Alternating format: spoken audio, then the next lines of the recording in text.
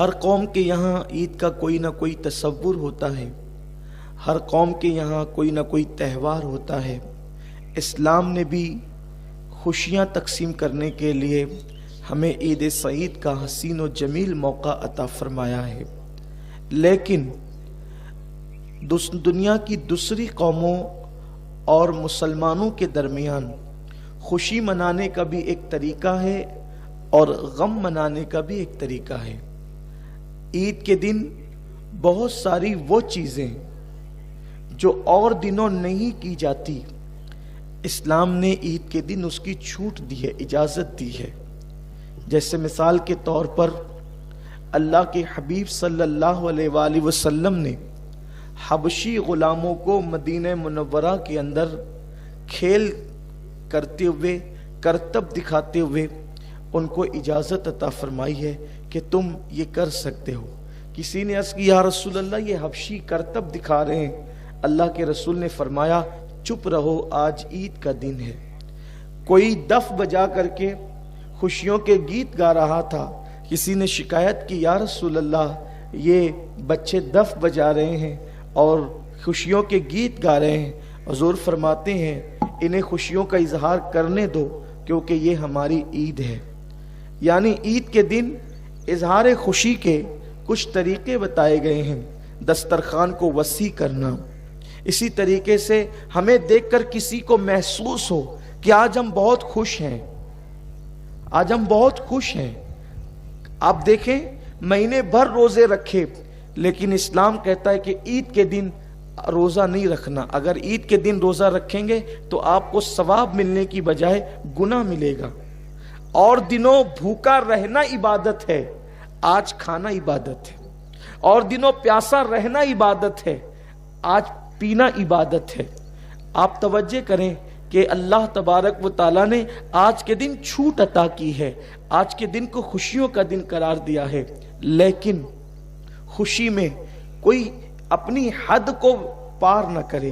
اسلام نے ہر چیز اعتدال سے عطا کی ہے۔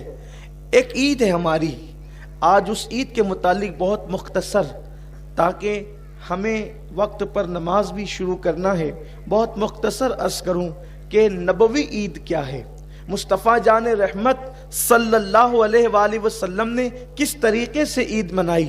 آقا کریم صلی اللہ علیہ وسلم نے فرمایا استطاعت کے مطابق قیمتی کپڑا پہنا جائے، یعنی ایسا نہ ہو کہ آپ کی استطاعت ہے، بہت اچھا کپڑا آپ پہن سکتے ہیں، اس کے باوجود بھی آپ جو ہے وہ یوں ہی پھٹے پرانے اور دھلے ہوئے کپڑے پہن کر آ جائیں۔ نہیں، اگر اللہ نے نوازا ہے تو آپ جو ہے وہ اچھے کپڑے پہنے، نئے کپڑے پہنے، نئے میسر نہ ہو تب دھلے ہوئے پہنے، لیکن کپڑے اچھے پہنے، اس لیے کہ عید کا دن ہے، آج عید کا دن ہے۔ اللہ اپنی دی ہوئی نعمت کو تمہارے وجود پر دیکھنا چاہتا ہے، لیکن معاذ اللہ اب عید مسلمانوں کی ایسی ہوتی جا رہی ہے کہ دوسروں کے مذہبی تہواروں میں اور مسلمانوں کی عید میں اب کوئی بہت زیادہ فرق نظر نہیں آتا۔ ہم عید کے دن صرف ایک کام کرتے ہیں جو سنت ہے، جسے دگانا کہتے ہیں، نماز عید کہتے ہیں، اور جیسے ہی عیدگاہ کو ہم پار کرتے ہیں پھر ہم اپنی حدوں کو توڑ دیتے ہیں۔ اگر ہمارے سروں پر ٹوپی نہ ہو، ہمارے چہروں پہ داڑیاں نہ ہو، تو کوئی محسوس بھی نہ کرے کہ یہ مسلمان ہے یا نہیں۔ آپ سے میں پوچھنا چاہتا ہوں میرے پیارے آقا صلی اللہ علیہ وسلم کے پیارے دیوانوں، جس قوم نے مہینے بھر تک کے روزے رکھے، جس قوم نے مہینے بھر تک کے تراویح پڑھی، جس قوم نے مہینے بھر تک کے رب کی بارگاہ میں آنسوؤں کی سوگات پیش کی، اگر پھر اسی قوم سے عید کے بعد سنیما گھر پر ہو جائیں تو پھر روزے کس چیز کا نام ہے؟ روزہ تو نام ہے لعلکم تتقون، روزے اس لیے تم پہ فرض کیے تاکہ تم متقی بن جاؤ۔ لباس بھی وجود پر اسلامی نہیں، سر بھی اب لوگ بناتے ہیں اور حجامت بھی کرواتے ہیں تو اسلامی طرز کے مطابق نہیں۔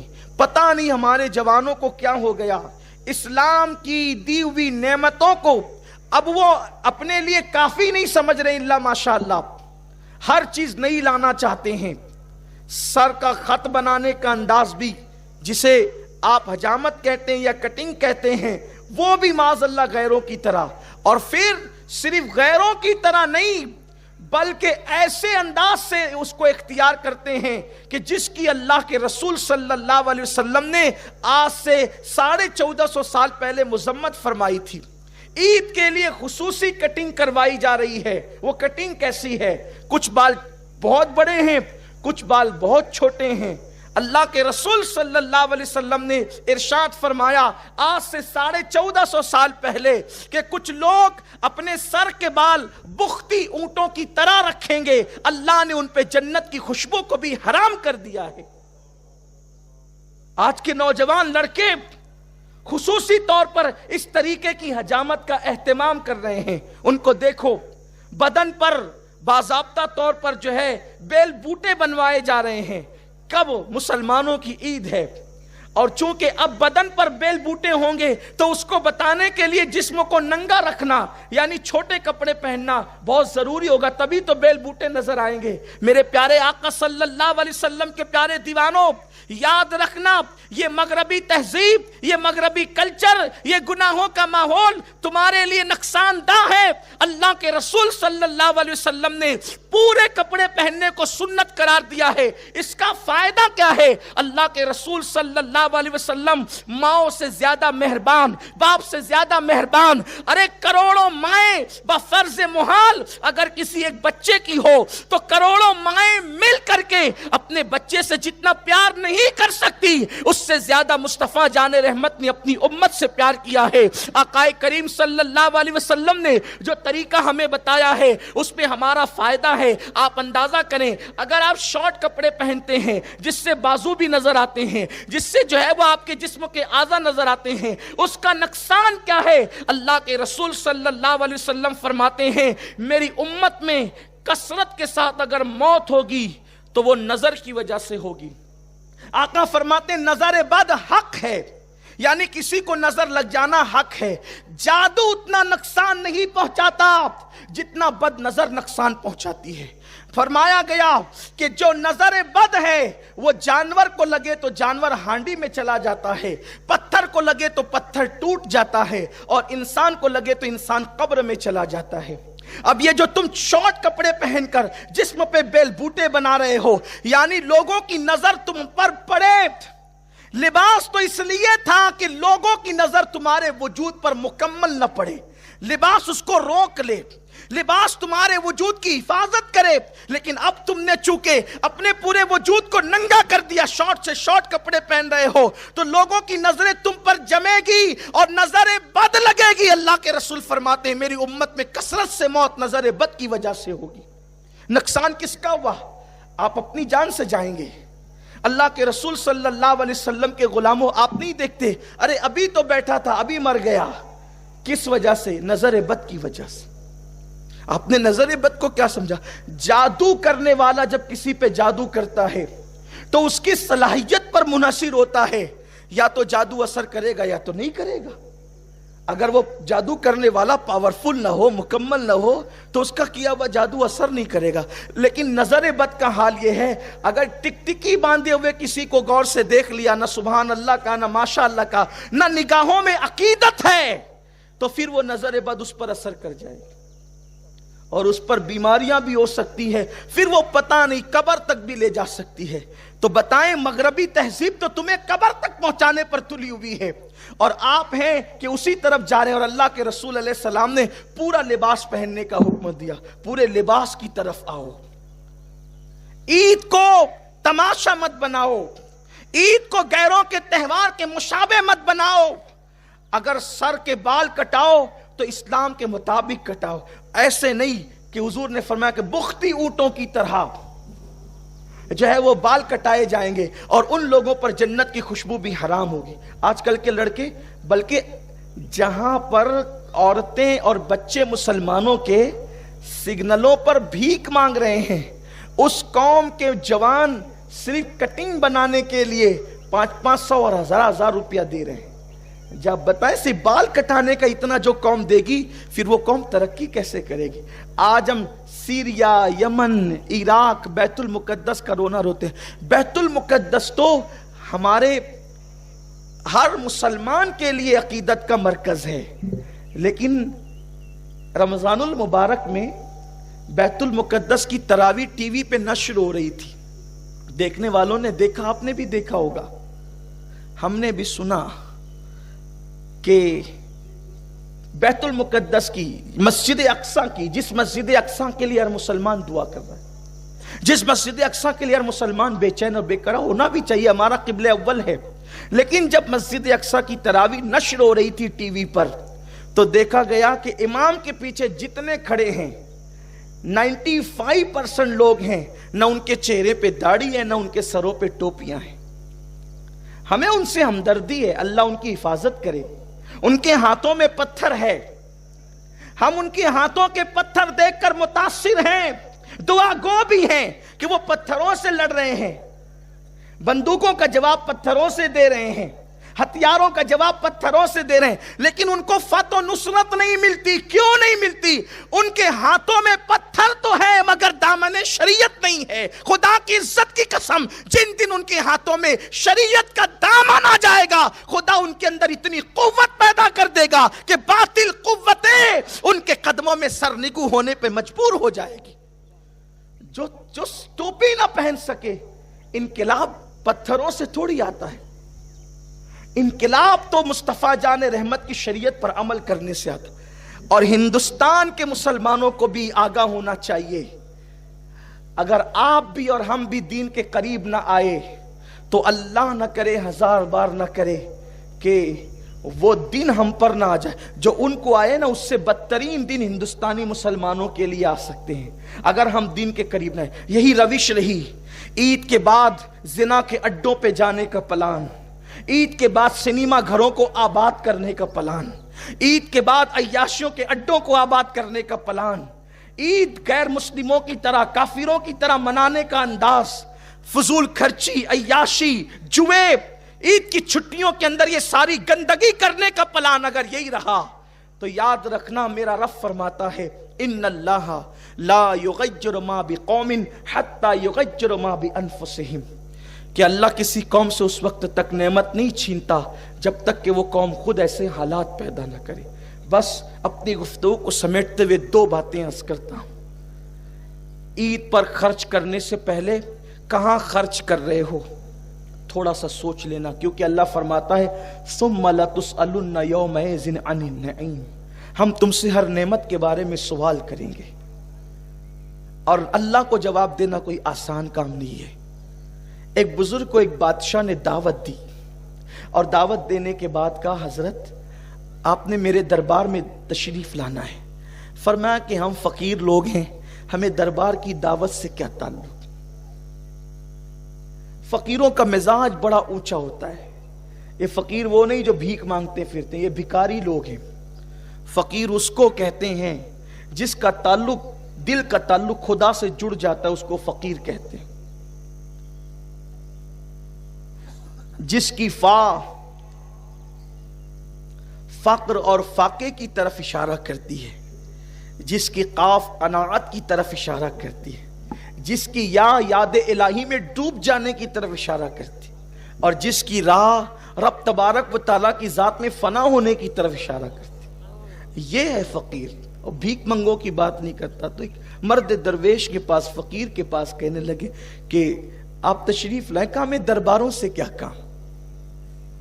اصل فقیروں کی شان یہی ہے کہ ان کے دربار میں امیر آتے ہیں، وہ بادشاہوں کے دربار میں نظر نہیں آتے۔ کہا کہ میں نے نہیں آنا، کہا کہ حضرت کرم ہوگا آپ تشریف لائیں۔ کہا ٹھیک ہے، اگر آئیں گے تو 3 شرطیں ہیں، اگر 3 شرطیں مان لو تب آئیں گے۔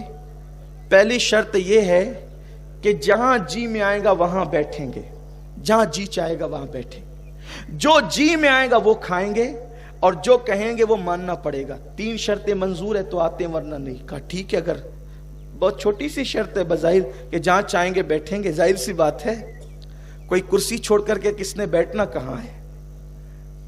بریانی مرغ مسلم چھوڑ کر اور دسترخوان کی غذائیں چھوڑ کے کسی نے کھانا کیا ہے؟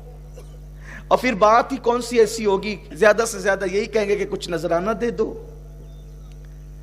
دیکھو انسان کی سوچ اس کی اپنی اندر کی طبیعت کا اظہار کرتی، जैसा इंसान होता है वैसे उसकी सोच होती है। इंसान की औकात, उसकी हैसियत, अगर उसकी अजमत या उसकी जिल्लत पता करना हो तो उसकी सोच देखो, और सोच का पता उसकी जबान से चलता है। जबान एक ऐसी चीज है कि अंदर के मशकीजे के अंदर जो है बाहर वही निकलेगा। कहा ठीक है 3 बातें मान लेते हैं, लेकिन जिनके रुतबे हैं सिवा, उनको सिवा मुश्किल है। जिनको यार का पता मिल जाता है फिर उनकी जिंदगी अलग हो जाती है। दरअसल हमने अभी तो यार से यारी की ही नहीं है। जिसको यार की लज्जतें मिल जाए, उसके कुर्ब की लज्जतें मिल जाएं, फिर उसके लिए जमीन और चटाई में कोई फर्क नहीं रहता, फिर उसके लिए तख्त और तख्ते में कोई फर्क नहीं रहता। इसलिए कि जिसको यार जो मिल जाए, उसका कुर्ब जिसको मिल जाए, अल्लाह करे वो लज्जत हमें नसीब हो। तशरीफ लाए तो पहले से लोग आकर बैठे थे कि बादशाह की दावत जो थी, बादशाह की दावत थी, लोग पहले से आकर के बैठे थे और कुर्सियां भर चुकी थी। आप तशरीफ लाए और जहां लोगों ने, बड़े बड़े उलमा, ज़ुअमा, वज़रा, उमरा ने जहां चप्पल उतारे थे, वहीं पर अपने नफ्स को जलील करने के लिए बैठ गए। शैतान से खतरनाक है नफ्स। शैतान जितना नुकसान पहुंचाता है उससे ज्यादा नफ्स नुकसान पहुंचाता है। अल्लाह नफ्स की शरारत से महफूज रखे। और रमजान शरीफ नफ्स को कुचलने के लिए आता है, क्योंकि शैतान तो कैद हो चुका रहता है ना, फिर नफ्स को कुचलने के लिए। और जब नफ्स कुचल जाए तो फिर खुदा के जलवे नजर आते हैं, मुशाहिदा हक नसीब होता है नफ्स को कुचलने के बाद। एक दिन हजरत दाऊद अलैहिस्सलाम ने कहा ना, ए अल्लाह तू मुझे अपना बना ले, तू मुझे अपना बना ले, तू मुझे अपना बना ले। क्या करना पड़ेगा उसके लिए? तो अल्लाह ने फरमाया ये मुझे और तू ये खत्म कर दे। जब तेरे अंदर मैं ही ना रहेगा तो फिर मैं ही मैं रहूंगा ना, और मैं तो मुझे ज़िबा है, तुझे नहीं। आप गौर करें, ये नफ्स, जब तक के नफ्स रहेगा खुदा का की मार्फत नसीब नहीं हो सकती। और बैठ गए जूतों के पास।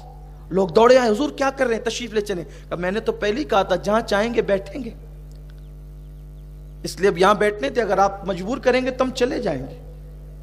देखो अल्लाह वालों की सोच, हमें कोई अच्छी जगह ना दे तो हम नाराज हो जाते हैं, और वहां हाल क्या है। बैठ गए। फिर उसके बाद कहा हज़रत यहां तो दस्तरखान नहीं लग सकता, तो आप खाने के लिए अंदर आ जाएं। कहा हम दस्तरखान के लिए आए भी नहीं है। अपनी झोली से सूखे टुकड़े निकाले और शौक से चबाना शुरू कर दी। बस यही बात है मुसलमानों, लजीज से लजीज गिजा की लज्जत सिर्फ हलक तक है। हलक के नीचे जब लुकमा जाता है तो सूखी रोटी और लजीज गिजा दोनों एक ही हो जाती। सिर्फ 2 सेकंड की लज्जत के लिए मुसलमान हराम में डूब गया है, हलाल और हराम की तमीज खत्म कर चुका है, अल्लाह का खौफ दिल से निकल चुका है।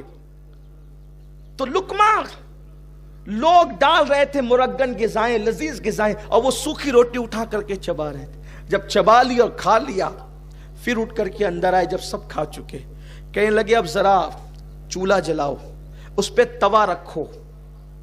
कहने के मुताबिक चूल्हा जलाया गया, तवा रख दिया गया।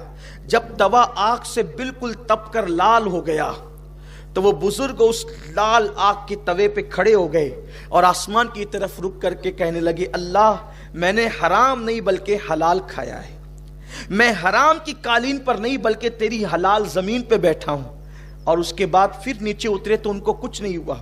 फिर आपने उन लोगों से कहा, बादशाह की कुर्सी पे बैठने वालों और उसके दस्तरखान पे खाने वालों, जरा अब तुम भी तवे पर आकर खड़े हो जाओ और आज के खाने का हिसाब दे दो। हिसाब दो आज के खाने का, तुमने क्या खाया है। तो वो कहने लगे, हजरत आप अल्लाह के वली हैं, आपको कोई नुकसान नहीं हो सकता इस तवे से।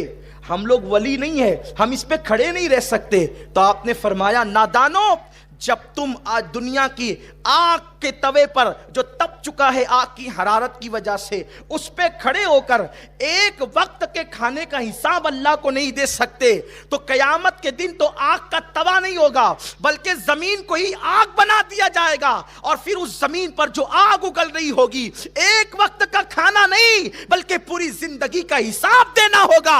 उस वक्त तुम कौन से वली हो जाओगे? जब आज वली नहीं तो उस दिन क्या वली हो जाओगे? उस दिन उस जमीन पर कैसे खड़े रहोगे? اس دن اللہ کو کیسے جواب دے سکو گے؟ رب کی بارگاہ میں کیسے حساب دے سکو گے؟ قرآن کہتا ہے اَيَحْسَبُ الْإِنسَانُ أَن يُتْرَكَ سُدًى، کیا انسان یہ تصور کرتا ہے کہ اللہ حساب لیے بغیر اس کو چھوڑ دے گا؟ نہیں نہیں، عید کے دن خرچ کرنے والوں سنیما گھر میں خرچ کرو گے، ناجائز کٹنگ پہ خرچ کرو گے، ناجائز مقامات پہ خرچ کرو گے، لغویات اور فواحشات پہ خرچ کرو گے، ثم لتسألن یومئذ عن النعیم، اللہ رب العزت تم سے ہر نعمت کے بارے میں پوچھے گا۔ کہیں یہ عید کا دن یوم عذاب نہ بن جائے، کہیں یہ مغفرت کا دن اللہ کی عذاب میں گرفتاری کا دن نہ بن جائے۔ احساس کیجئے اور